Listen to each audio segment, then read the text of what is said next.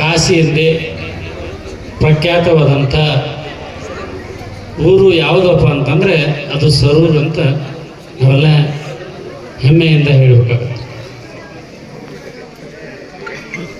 ಈ ಶಿವರಾತ್ರಿಯ ಅಂಗವಾಗಿ ಸರೂರಿನ 7 ಗುಡಿಯ ಜಾತ್ರಾ ಮಹೋತ್ಸವದ ಅಂಗವಾಗಿ ಈ ವೇದಿಕೆ ಮೇಲೆ ಆಸೀನರಾದಂಥ ಎಲ್ಲ ಈ ನಾಟಕವನ್ನು ನೋಡಲಿಕ್ಕೆ ಬಂದಂಥ ಎಲ್ಲ ನನ್ನ ತಾಯಂದಿರ ಪಾಲಕಮಲಗಳಿಗೆ ಅನಂತ ನಮಸ್ಕಾರ ಅರ್ಪಿಸುತ್ತಾ, ಗ್ರಾಮದ ಎಲ್ಲ ನನ್ನ ಆತ್ಮೀಯ ಸ್ನೇಹಿತರು,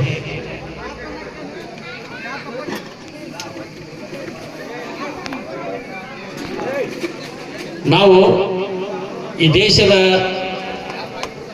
ಹಿಂದಿನ ಇತಿಹಾಸವನ್ನು ತಿರುಗಿ ನೋಡಿದಾಗ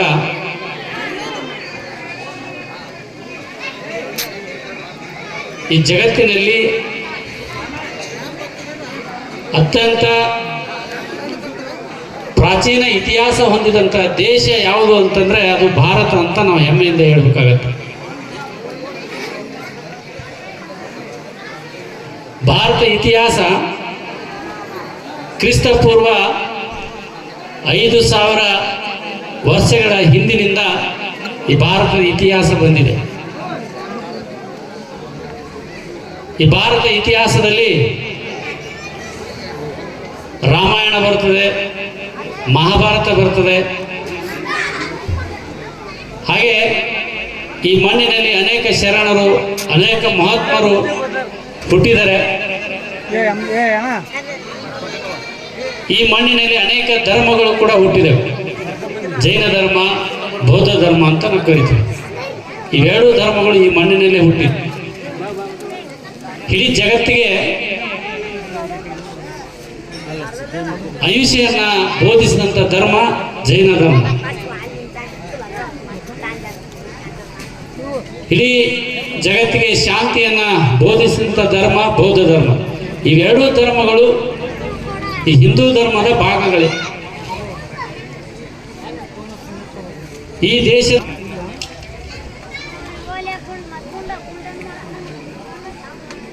ಈ ಮಣ್ಣಿನಲ್ಲಿ ಅನೇಕ ಋಷಿ ಮುನಿಗಳು ಹುಟ್ಟು ಹೋಗಿದ್ದಾರೆ.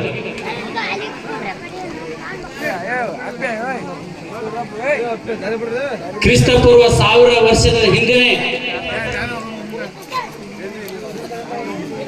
ಈ ನಾವೇನು ಪ್ಲಾಸ್ಟಿಕ್ ಸರ್ಜರಿ ಅಂತ ಕರಿತೀವಲ್ಲ, ಇವಾಗ ಡಾಕ್ಟರ್ ಮಾಡ್ತಾರೆ, ಸರ್ಜರಿ ಮಾಡ್ತಾರೆ. ಈ ಸರ್ಜರಿಯನ್ನ ಕ್ರಿಸ್ತಪೂರ್ವ 1000 ವರ್ಷದ ಹಿಂದೆನೆ ಈ ಮಣ್ಣಿನಲ್ಲಿ ಹುಟ್ಟಿದಂಥ ಋಷಿ ಮುನಿಗಳು ಮಾಡಿದ್ದಾರೆ. ಇಡೀ ಜಗತ್ತಿಗೆ ಅಕ್ಷರ ಜ್ಞಾನ ಇಲ್ಲಂತ ಸಂದರ್ಭದಲ್ಲಿ ಈ ದೇಶದಲ್ಲಿ ಗುರುಕುಲ ಶಿಕ್ಷಣ ಇದೆ. ನಮ್ಮ ಸಂಸ್ಕಾರ ಸಂಸ್ಕೃತಿ ಇಡೀ ಜಗತ್ತಿಗೆ ಪ್ರಚಾರವಾದದ್ದು. ಇವತ್ತು ನಾವು ಏನು ಚೀನಾ ಅಂತ ಕರಿತೀವಲ್ಲ, ಚೀನಾಕ್ಕೂ ಕೂಡ ಭಾರತದ ಸಂಸ್ಕಾರ ಸಂಸ್ಕೃತಿನೇ. ಮೊನ್ನೆ ಮೋದಿಯವರು ಒಂದು ಚೀನಾಕ್ಕೆ ಹೋದಾಗ ಅಲ್ಲಿ ಒಬ್ಬರು ಹೇಳ್ತಾರೆ, ಈ ಚೀನಾ ಏನಿದೆಯಲ್ಲ ಸಂಸ್ಕಾರ ಸಂಸ್ಕೃತಿ ಪರಂಪರೆ ಶಿಕ್ಷಣ ಎಲ್ಲಿದು ಅಂತಂದ್ರೆ ಇದು ಭಾರತದ್ದೇ ಅಂತ ಹೇಳ್ತಾರೆ. ಅದಕ್ಕೆ ಭಾರತಕ್ಕೆ ಅನೇಕ ವಿದೇಶಿಯ ಅನೇಕ ಯಾತ್ರಿಕರು ಭಾರತಕ್ಕೆ ಬಂದು ಹೋಗಿದ್ದಾರೆ. ಅನೇಕ ಯಾತ್ರಿಕರು ಬಂದಿದ್ದಾರೆ. ನಾವು ತಕ್ಷಶಿಲಾ ಅಂತ ಕರಿತೀವಿ. ಇಡೀ ಜಗತ್ತಿನಲ್ಲಿ ಮೊದಲನೇ ವಿಶ್ವವಿದ್ಯಾಲಯ ತಕ್ಷಶಿಲಾ, ನಳಂದ ವಿಶ್ವವಿದ್ಯಾಲಯ. ಇಲ್ಲಿ ಅನೇಕ ಜನ ವಿದೇಶಿಗರು ಅಧ್ಯಯನ ಮಾಡಕ್ಕೆ ಬರ್ತಿದ್ರು. ಅಂಥ ಪರಂಪರೆ ಉಳ್ಳಂಥ ದೇಶ ನಮ್ಮದು. ಇವತ್ತು ನಾವು ಹಾಲ್ಮತ ಸಮಾಜದ ಬಗ್ಗೆ ತಿಳ್ಕೋಬೇಕಪ್ಪ ಅಂತಂದ್ರೆ ರಾಮಾಯಣ ಕಾಲದಲ್ಲಿ ಕುರು ವಂಶ ಅಂತ ಬರುತ್ತೆ. ಅಲ್ಲಿಂದನೇ ಇಲ್ಲಿ ಹಾಲ್ಮತ ಸಮಾಜ ಇದೆ. ನಿಮಗೆ ಈ ರೇವಣ ಸಿದ್ದೇಶ್ವರರು ಶಿವನ ಪ್ರತಿರೂಪ. ಶಿವನ ಪ್ರತಿರೂಪ ಯಾರು ಅಂದ್ರೆ ರೇವಣ ಸಿದ್ದೇಶ್ವರ. ಅದಕ್ಕೆ ನಾವು ಶಿವರಾತ್ರಿ ದಿನ ಅವರ ಜಾತ್ರೆಯನ್ನ ಮಾಡ್ತೀವಿ. 1ನೇ ಶತಮಾನದಲ್ಲೇ ಹುಟ್ಟಿದಂಥ ರೇವಣ ಸಿದ್ದೇಶ್ವರರು ಇವತ್ತು ಇಡೀ ದಕ್ಷಿಣ ಭಾರತದ ಕಾಶಿ ಯಾವುದಪ್ಪ ಅಂತಂದ್ರೆ ಅದು ಸರೂರು ಅಂತ ಹೇಳ್ತಾರೆ. ಅದು ಭಾಳ ಜನರಿಗೆ ಗೊತ್ತೇ ಇಲ್ಲ. ಅದಕ್ಕೆ ನಾಳೆ ಗುರುಗಳು ಕೇಳ್ತಾ ಇದ್ದಾರೆ, ಗುರುಗಳು ಹೇಳಿದ್ರು ಇವತ್ತು ಕರ್ನಾಟಕದಲ್ಲಿ ಎಲ್ಲೇ ರೇವಣಸಿದ್ದೇಶ್ವರ ದೇವಸ್ಥಾನವನ್ನು ಕಟ್ತಿದ್ರಪ್ಪ, ಇಲ್ಲಿ ಮಣ್ಣು ಒಯ್ದು ಅಲ್ಲಿ ಪ್ರತಿಷ್ಠಾಪನೆ ಮಾಡಿ ದೇವಸ್ಥಾನ ಕಟ್ತಾರೆ.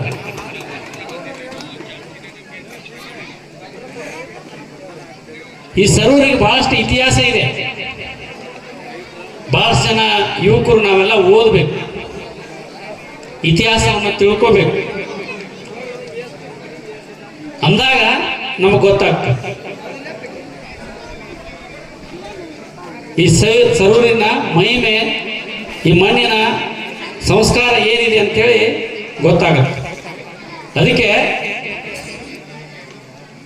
ಇಲ್ಲಿ ಇನ್ನೂ ಅನೇಕ ಕೆಲಸಗಳು ಆಗಬೇಕಾಗಿದೆ. ಯಾಕಂದ್ರೆ ಹಾಲಮತ ಸಮಾಜದ ಮೂಲ ಪೀಠ ಯಾವುದು ಅಂತಂದ್ರೆ ಅದು ಸರೂರೇ. ಇಲ್ಲಿ ದೇವಸ್ಥಾನದ ಸಾಕಷ್ಟು ಜಾಗಗಳಿದಾವೆ. ಈ ಮಣ್ಣಿನಲ್ಲಿ ಒಂದು ಸುಂದರವಾದಂಥ ಒಂದು ಕಲ್ಯಾಣ ಮಂಟಪದ ಕೆಲಸ ಆಗ್ಬೇಕು. ಬಹಳಷ್ಟು ರಾಜಕಾರಣಿಗಳು ಬರ್ತಾರೆ ಹೋಗ್ತಾರೆ, ಬಹಳಷ್ಟು ಸಮಾಜದ ಸಿಎಂಗಳು ಆಗಿದ್ದಾರೆ. ಆದರೆ ಈ ಮಣ್ಣಿನ ಸಂಸ್ಕಾರ ಸಂಸ್ಕೃತಿ ಬಗ್ಗೆ ಯಾರಿಗೂ ಗೊತ್ತೇ ಇಲ್ಲ. ಆ ಗೊತ್ತು ಮಾಡಿಸುವಂಥ ಕೆಲಸವನ್ನ ಯಾರು ಮಾಡ್ಬೇಕಪ್ಪ ಅಂದ್ರೆ ಸರೂರಿನ ಸಮಸ್ತ ಏನು ಜನರು, ಏನು ಗುರುಗಳದಾರಲ್ಲ, ನಾವೆಲ್ಲರೂ ಕೂಡಿ ಕೆಲಸ ಮಾಡಿದಾಗ ಮಾತ್ರ ಇಲ್ಲಿ ಅಭಿವೃದ್ಧಿ ಕೆಲಸಗಳಾಗ್ತವೆ.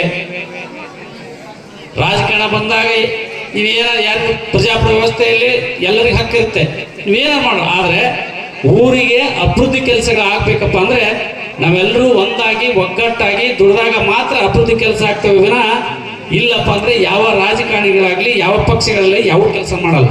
ಅವ್ರಿಗೆ ಗೊತ್ತಿರ್ತದೆ ರಾಜಕಾರಣಿ ಏನಂತಂದ್ರೆ ಊರಾಗ 2 ಪಾರ್ಟಿ ಅದಾವ ಬಿಡಪ್ಪ ಅಂತ, ಹೆಂಗಿದ್ರು ಓಟ್ ಬರ್ತಾವ.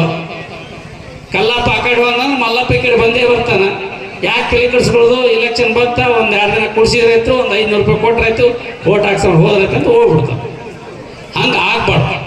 ಹಂಗಾಗ್ಬಾರ್ದಪ್ಪ ಅಂತಂದ್ರೆ ನಾವೆಲ್ಲ ಊರಿನವರು ಎಲ್ಲರೂ ಒಂದಾಗಿ ಒಗ್ಗಟ್ಟಾಗಿ ಏನು ದಕ್ಷಿಣದ ಕಾಶಿ ಸರೂರು ಏನಿದೆ ಇದನ್ನು ಅಭಿವೃದ್ಧಿ ಮಾಡುವಂಥ ಕೆಲಸವನ್ನ ನಾವು ಮಾಡಿದಾಗ ಮಾತ್ರ ಇದಾಗುತ್ತೆ.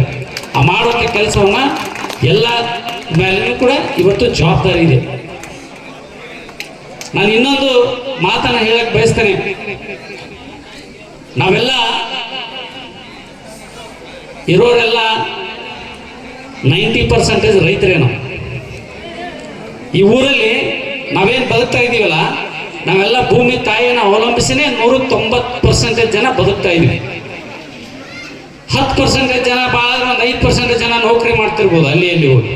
ಆದರೆ 95% ಜನ ಇವತ್ತು ಈ ಭೂಮಿ ತಾಯಿಯನ್ನೇ ಅವಲಂಬಿಸಿ ನಾವು ಬದುಕ್ತಾ ಇದ್ದೀವಿ. ಇವತ್ತು ನಾವು ಈ ನಾಡಿನಲ್ಲಿ ಪ್ರತಿ ಹಳ್ಳಿಯಲ್ಲಿ ಎಲ್ಲ ರಾಜಕೀಯ ಪಕ್ಷಗಳನ್ನು ಸಂಘಟನೆ ಮಾಡಿದ್ದೀವಿ. ಬಿಜೆಪಿ ಪಕ್ಷ ಸಂಘಟನೆ ಮಾಡಿದ್ದೀವಿ, ಕಾಂಗ್ರೆಸ್ ಪಕ್ಷ ಸಂಘಟನೆ ಮಾಡಿದ್ವಿ. ಊರಿಗೆ ಬಂದ್ರೆ ಯಾರ ಒಬ್ರು ರಾಜಕಾರಣಿಗಳು ಬಂದ್ರೆ ಇಲ್ಲಿ ಯಾರೇ ಬಿಜೆಪಿ ಲೀಡರ್ ಅಂತ ಪಟ ಹೆಸರು ಹೇಳ್ತೀರಿ, ಇವ್ರು ಅದಾರ ನೋಡ್ರಿ ಬಿಜೆಪಿ ಲೀಡರ್ ಅಂತೀವಿ. ಯಾರು ಕಾಂಗ್ರೆಸ್ ಲೀಡರ್ ಅಂದ್ರೆ ಈಗ ಇವ್ರು ಕಾಂಗ್ರೆಸ್ ಲೀಡರ್ ನೋಡ್ರಿ ಅಂತ ಹೇಳ್ತೀವಿ. ಆದ್ರೆ ನಾವು ಪಕ್ಷಗಳನ್ನು ಸಂಘಟನೆ ಮಾಡಿದೀವಿ, ಆದ್ರೆ ರೈತ ತನ್ನ ಸಂಘಟನೆಯನ್ನ ಮರ್ತು ಬಿಟ್ಟಿದ್ದಾನೆ, ಅವನೇ ಸಂಘಟನೆ ಆಗಿಲ್ಲ. ಹೀಗಾಗಿ ರೈತನ ನೋವುಗಳನ್ನ, ರೈತನ ಕಷ್ಟಗಳನ್ನ ಯಾರು ಕೂಡ ಕೇಳಲ್ಲ. ಅದಕ್ಕೆ ಅಂಬೇಡ್ಕರ್ ಒಂದು ಮಾತು ಹೇಳ್ತಾರೆ, ಶಿಕ್ಷಣ, ಸಂಘಟನೆ, ಹೋರಾಟ. ನಾವು ವಿದ್ಯಾವಂತರಾಗಬೇಕು, ಶಿಕ್ಷಣವಂತರಾಗಬೇಕು, ಸಂಘಟಿಗರಾಗಬೇಕು, ನಮ್ಮ ಸಾಮಾಜಿಕ ನ್ಯಾಯಕ್ಕಾಗಿ ಹೋರಾಟ ಮಾಡೋದನ್ನ ಕಲಿಬೇಕು. ಯಾಕೆ ಈ ಮಾತನ್ನು ಹೇಳ್ತೀನಪ್ಪ ಅಂದ್ರೆ, ಮೊನ್ನೆ ಬೆಳಗಾವದಲ್ಲಿ ಚಿನ್ನಪ್ಪ ಪೂಜಾರಿ ಅಂತೇಳಿ ಒಬ್ಬ ಹಾಲ್ ಸಮಾಜದ ನಾಯಕ ಮತ್ತು ಒಬ್ರು ಗುರುಜಿ ಇಬ್ರು ಸೇರಿ ನಮ್ಮ ರಾಜ್ಯದ ರೈತರಿಗೆ ಕಬ್ಬಿಗೆ ಬೆಂಬಲ ಬೆಲೆ ಕೊಡಬೇಕು, 3,500 ರೂಪಾಯಿ ಕೊಡಬೇಕು ಅಂತ ಹೋರಾಟ ಮಾಡಿದರು. ಆ ಹೋರಾಟಕ್ಕೆ ಅನೇಕ ಜನ ರೈತರು ಸಪೋರ್ಟ್ ಮಾಡಿದರು. ಸಪೋರ್ಟ್ ಮಾಡಿದಕ್ಕೆ ಇಡೀ ಸರ್ಕಾರನೇ ಅಲಿಗಾಡಕತ್ತಿ. ಯಾವ ಒಬ್ಬ ಮಿನಿಸ್ಟರ್ ಕೂಡ ಧೈರ್ಯ ಮಾಡಲಿಲ್ಲ ಹೋಗಕ್ಕೆ. ಅಷ್ಟು ಭಯ ಹುಟ್ಟಿತು. ಆ ಭಯಕ್ಕೆ ಅಂಜಿ ಇವತ್ತು ನಿಮಗೆ ಕಬ್ಬಿನ ಬೆಲೆಯನ್ನು ಘೋಷಣೆ ಮಾಡಿದರೆ ವಿನಃ ನೇರವಾಗಿ ಸರ್ಕಾರನೇ ಘೋಷಣೆ ಮಾಡಿಲ್ಲ. ಒಂದು ವೇಳೆ ನೀವು ಹೋರಾಟ ಮಾಡದೇ ಇದ್ರೆ ನಿಮ್ಮನ್ನು ಯಾರು ಕೂಡ ಕೇಳ್ತಾ ಇದ್ದೀರಿ. ಅದಕ್ಕೆ ನಾನು ಹೇಳೋದು, ನೀವು ಹೆಂಗೆ ರಾಜಕೀಯ ಪಕ್ಷಗಳನ್ನು ಸಂಘಟನೆ ಮಾಡಿದಿರಿ ಅದು ಚುನಾವಣೆ ಮಾತ್ರ ಇಟ್ಟುಕೊಳ್ಳಿ. ಮುಂದೆ ನಿಮ್ಮ ಬದುಕಿಗಾಗಿ ನೀವು ರೈತರು ಏನಾದಿರಲ್ಲ, ನೀವು ಪ್ರತಿ ಹಳ್ಳಿಯಲ್ಲಿ ರೈತ ಸಂಘಟನೆಗಳನ್ನು ಬೆಳೆಸಲೇಬೇಕು. ರೈತ ಸಂಘಟನೆಯನ್ನು ಬೆಳೆಸಿದ್ರೆ ಮಾತ್ರ ನಿಮ್ಮ ಸಮಾಜಕ್ಕೆ ನ್ಯಾಯ ಸಿಗ್ಲಿಕ್ಕೆ ಸಾಧ್ಯ. ಯಾಕೆ ನಾನು ಹೇಳ್ತಾ ಇದ್ದೀನಿ, ರೈತರ ಸಮಸ್ಯೆಗಳು ಬಹಳಷ್ಟು ಅದಾವ. ನೋಡಿ, ನೀವು ಎಲ್ಲ ಫ್ಯಾಕ್ಟ್ರಿಗಳಿಗೆ ಏನು ಮಾಡ್ತಾರೆ ಗೊತ್ತಾ? ಹಗಲತ್ತು ಕರೆಂಟ್ ಕೊಡ್ತಾರೆ 24 hours.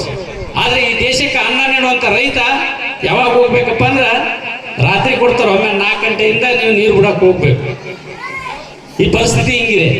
ರೈತನಿಗೆ 12 ತಾಸು ಕರೆಂಟ್ ಸಿಗಬೇಕು. ಅದರ ಜೊತೆಗೆ ರೈತನಿಗೆ ಏನಪ್ಪಾ ಅಂತಂದ್ರೆ ಇವತ್ತು ನಾವೆಲ್ಲ ನೋಡ್ತಾ ಇದ್ದೀವಿ, ಏನಪ್ಪಾ ಅಂತಂದ್ರೆ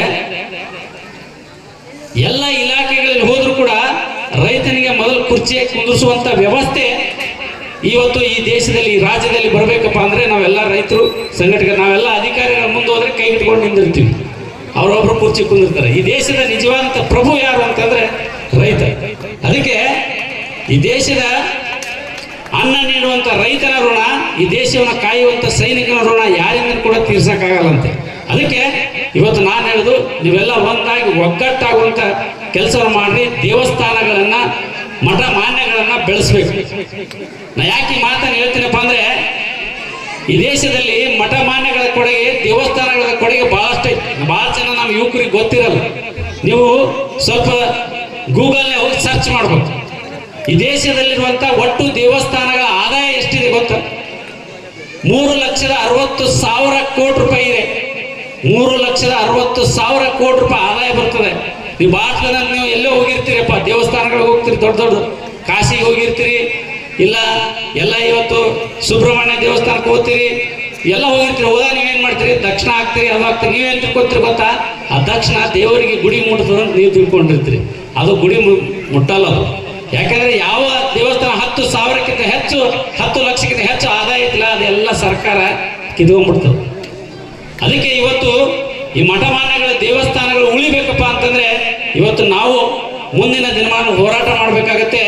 ಈ ದೇವಸ್ಥಾನಗಳು ಬಂದಂತ ಆದಾಯ ಆ ದೇವಸ್ಥಾನ ಅಭಿವೃದ್ಧಿಗೆ ಆಗ್ಬೇಕು ವಿನಃ ಬೇರೆದಕ್ಕೆ ಯೂಸ್ ಆಗ್ಬಾರ್ದು. ಆ ರೀತಿ ನಾವು ಮಾಡಿದರೆ ಇವತ್ತಿನ ಈ ಹಿಂದೂ ಸಮಾಜದ ದೇವಸ್ಥಾನಗಳು ಇವತ್ತು ಏನಂತ ಬಂಗಾರದಿಂದ ಮಾಡ್ಬೋದಾಗಿತ್ತು. ಅಷ್ಟು ಆದಾಯ ಬರ್ತದೆ. ನಮ್ಮ ಕರ್ನಾಟಕದ 800 ಕೋಟಿ ರೂಪಾಯಿ ಆದಾಯ ಬರ್ತದೆ. ಇವತ್ತು ಅದೇ ಒಂದು ದೇವಸ್ಥಾನ ಅಭಿವೃದ್ಧಿಗೆ ನಾವು ಕೇಳಬೇಕಪ್ಪ ಅಂತಂದ್ರೆ ಅಲ್ಲಿ ದೀಪ ಹಚ್ಚಕ್ಕೂ ಎಣ್ಣಿರಂಗಿಲ್ಲ. ಆ ಪರಿಸ್ಥಿತಿ ಇವತ್ತು ಈ ದೇವಸ್ಥಾನಗಳ ಪರಿಸ್ಥಿತಿಗಳಿವೆ. ಅದಕ್ಕೆಂದ್ರೆ ನಮ್ಮ ಸಂಸ್ಕಾರ, ನಮ್ಮ ಸಂಸ್ಕೃತಿ, ನಮ್ಮ ಪರಂಪರೆ ಇರುವುದು ದೇವಸ್ಥಾನಗಳಲ್ಲಿದೆ. ಅದಕ್ಕೆ ಇವತ್ತು ದೇವಸ್ಥಾನಗಳನ್ನ, ಮಠ ಮಾನ್ಯಗಳನ್ನ ಬೆಳೆಸುವಂತ ಕೆಲಸವನ್ನು ನಾವು ಮಾಡಬೇಕು ಅನ್ನುವಂಥ ಮಾತನ್ನು ಹೇಳ್ತಾ ಈ ವೇದಿಕೆ ಮೇಲೆ ಮಾತನಾಡಕ್ಕೆ ಅವಕಾಶ ಮಾಡಿಕೊಟ್ಟಿದ್ದಕ್ಕಾಗಿ ತಮಗೆಲ್ಲರೂ ಕೂಡ ವಂದಿಸುತ್ತಾ ನನ್ನ ಮಾತನ್ನು ಮುಗಿಸ್ತಾ ಇದ್ದೇನೆ. ಜೈ ಜೈ ಕನ್ನಡ.